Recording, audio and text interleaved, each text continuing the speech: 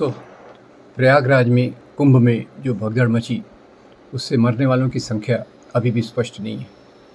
पर इसमें एक पहलू जो ख्याल में आता है वो ये कि महाकुंभ के पहले बहुत सारे साधु तथाकथित संतों ने ये कहा कि ये इसमें मुसलमानों को अपनी दुकानें लगाने का कोई अधिकार नहीं है और उन्हें यहाँ से वंचित किया जाना चाहिए।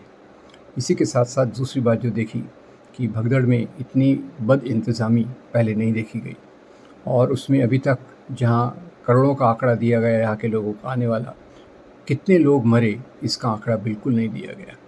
और महाकुंभ में ये जो मुसलमानों पर आने पर बंदिश थी, उनकी दुकानें लगाने पर बंदिश थी, उसके बाद जो हुआ वो समझने लायक बात है। अब इस भगदड़ के बाद स्थानीय मुसलमानों ने मस्जिदें खोल दी, अपने घरों को खोल दिया और इन जो लोग इससे पीड़ित थे, जो भगदड़ के कारण इधर उधर जा रहे थे, उन पीड़ितों को बहुत बड़ी मदद देने का काम मुसलमानों ने किया। तो ये जो प्रयागराज है उसमें इलाहाबाद जिंदा है। ये जो प्रयागराज है इसमें भी मिली जुली सभ्यता के अवशेष बहुत मजबूत हैं। देखने की बात यह है कि जिन मुसलमानों को इस कुंभ में आने से मनाही की गई, उन्हीं ने अपने घर, मस्जिदें, स्कूल इन लोगों के लिए खोल दिए। साथ ही साथ दुख की बात यह है कि जो स्थानीय मठ थे, जो बड़े बड़े उसमें साधु संत थे, उन्होंने अपने मठों पर ताले लगा दिए और किसी बाहर के आने वाले व्यक्ति को वहाँ अनुमति नहीं थी। ये हमारी मानवता का स्तर बहुत गिर गया है। और ऐसे में कितने बाबा, एक बाबा धीरेन्द्र शास्त्री ने तो ये कहा, जो मर गए उनको मुक्ति मिली।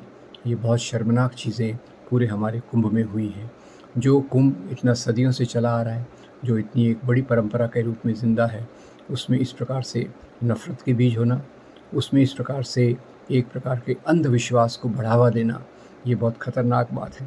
तथाकथित साधु संत तलवारें लहरा रहे हैं और स्नान कर रहे हैं, तो निश्चित रूप से जो हमारा गंगा प्रोजेक्ट है, गंगा नदी को साफ़ करने का प्रोजेक्ट है, उसके बारे में भी सोचना चाहिए। और इतनी बड़ी जो पब्लिसिटी की गई कुंभ के बारे में और जो हाईटेक वहाँ चीज़ें लगाई गई, उसका क्या परिणाम? हमें आखिर में तो देखना है कि हमारे लोग कितने सकुशल ऐसे कुंभ में जाकर आ सकते हैं। तो यहाँ जहाँ हम जो श्रद्धालुओं ने अपनी जान खोई, उनके लिए संवेदना प्रकट करते हैं। साथ ही उम्मीद करते हैं कि ये साधु संतों की ढोंगबाजी और मुसलमानों के बहिष्कार के ऊपर जो बात हुई, उस प्रकार के बहिष्कार को रोकना चाहिए और हमारी जो सांस्कृतिक मजबूती है, एकता है, उसको आगे ले जाने के लिए पूरे प्रयत्न होना चाहिए। धन्यवाद।